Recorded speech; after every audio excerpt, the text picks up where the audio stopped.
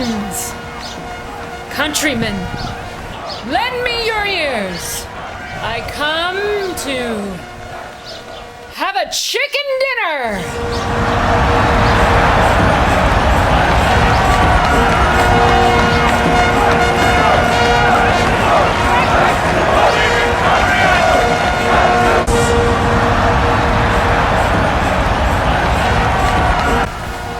Emperor Julius Caesar?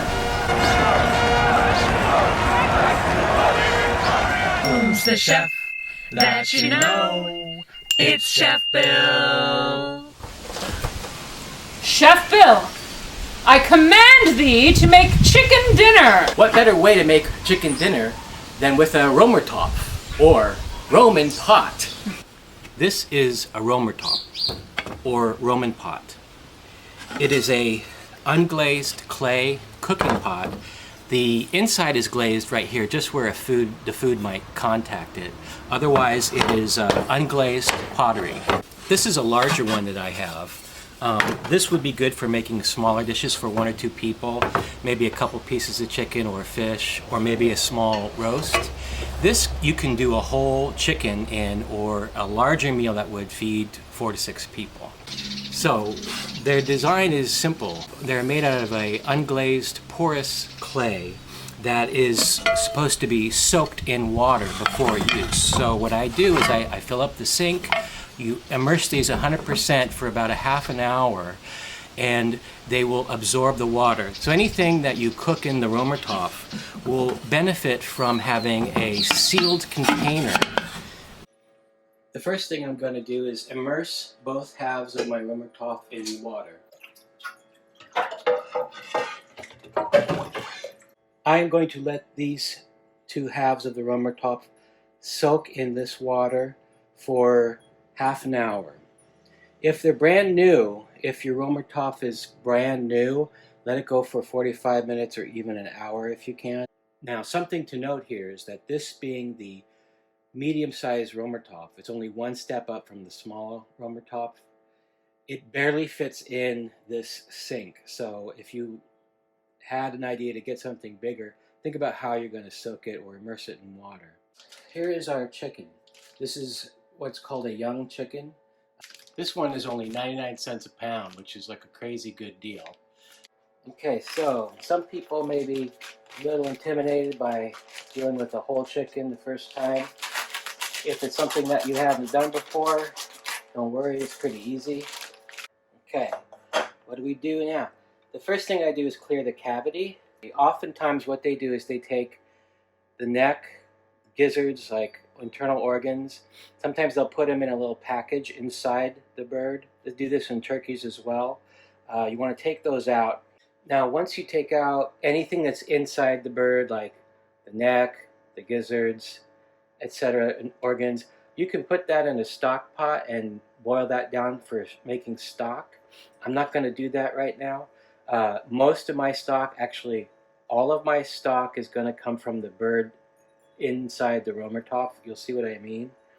So what I like to do is take pieces of citrus. So you might have a lemon or an orange.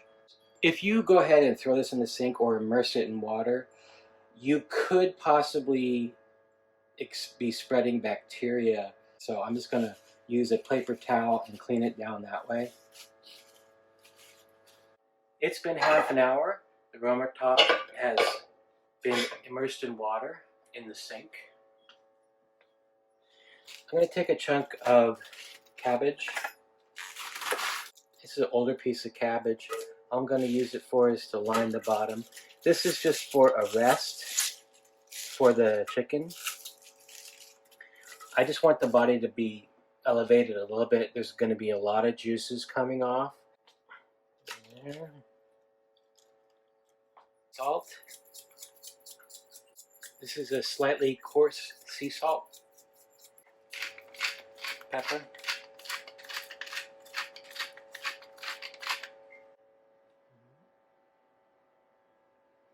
Drizzle a little bit of olive oil.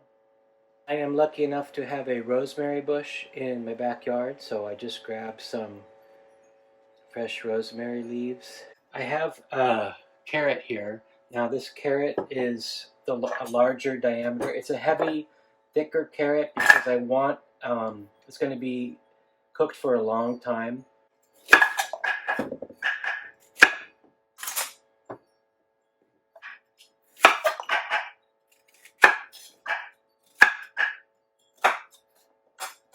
Alright, so that's the carrot I want to use. I'm going to just, there'll be a little clearance so you can sort of stack stuff right there. This is all I'm going to do for this dish. I'm going to get a lot of chicken stock from this. I'm going to have these cooked down. Other vegetables to add would be a good root vegetable, parsnips, beets, turnips. Also, you could add potatoes. You could, if you want to make a mashed potato with gravy and chicken, this would be perfect time to put in some quartered russet potatoes or some gold potatoes. Keep in mind that lighter vegetables like celery or broccoli may become overcooked with this guy. We are going to cook this in an oven at 450 degrees for an hour and a half. That is about the right temperature and the right amount of time to thoroughly cook the chicken. Because it's a whole bird, it's going to require extra cooking time. Enough talking. I don't want to waste any time because the pot is drying out as we speak.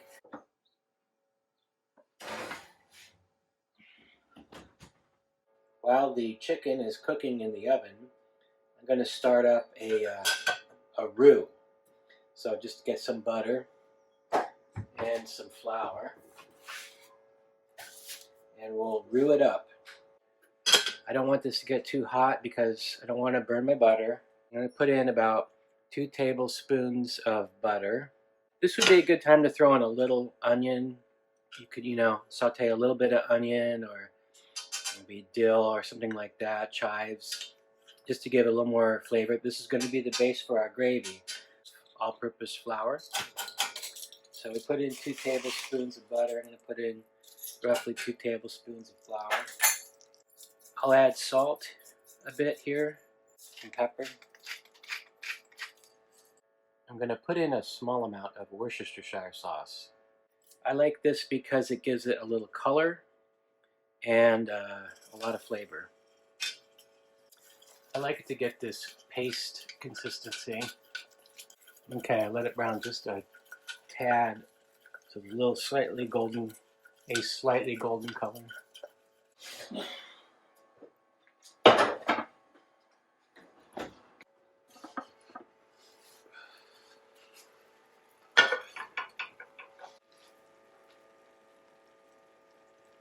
The knife goes through the carrots. These are very well cooked,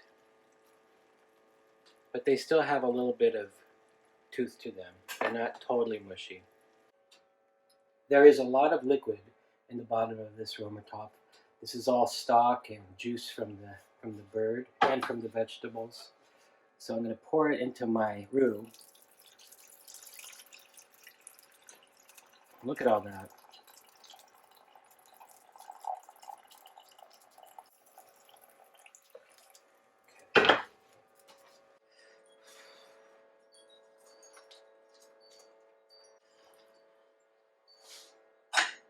So I'm going to heat up the stock.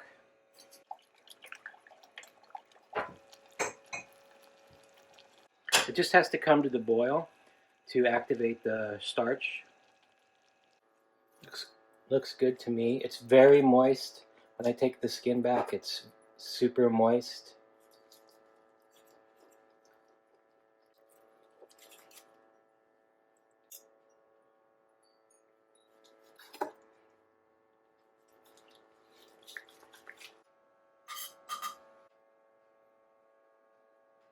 And the gravy.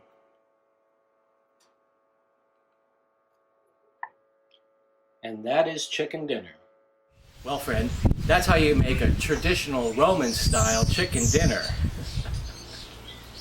Where's my chicken dinner, Chef Bill? Well, I already made the chicken dinner. It's gone. There's no more chicken dinner left. That was just a video segment. There's not really a chicken dinner here. I command thee to face the lions! Lions? Well, that's a raw deal.